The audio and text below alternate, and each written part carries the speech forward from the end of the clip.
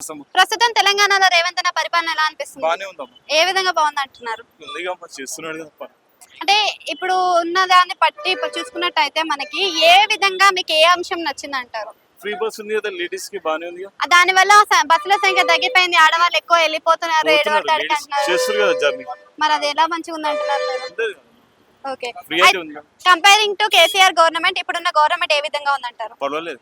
అది ఎందుకు నచ్చలేదు, ఇది ఎందుకు నచ్చింది? నచ్చలేదంటే ఏం లేదు. హైడ్రా అని ఒక కొత్త సిస్టమ్ ని తీసుకొచ్చారు కదా, మరి హైడ్రా సిస్టమ్ అనేది మీకు ఎలా అనిపిస్తుంది? బానే ఉందమ్మా, చెరువులు కుంటలు చేస్తారు కదా. అంటే దీని వల్ల ఉపయోగం ఉందంటారా హైడ్రా సిస్టమ్ వల్ల? ఉంది ఉంది. ఏ విధంగా ఉంది? అన్ని కబ్జాలు చేసేసి కదా చెరువులు అన్ని.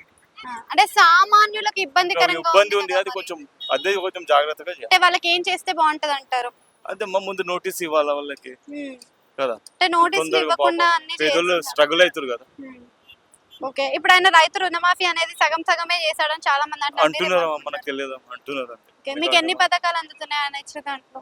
నాకు ఏం లేదు. రేవంత్ రెడ్డి బెస్ట్ అంటారా, కేసీఆర్ బెస్ట్ అంటారా? అట్లా ఏం చెప్పలేము. డెవలప్మెంట్ కి ఏదైనా చేస్తారంటారా రేవంత్ రెడ్డి? చేస్తున్నాడు కదా, టైం పడుతుంది ఇంకా టైం పడుతుంది అంటూ. థ్యాంక్ యూ అండి.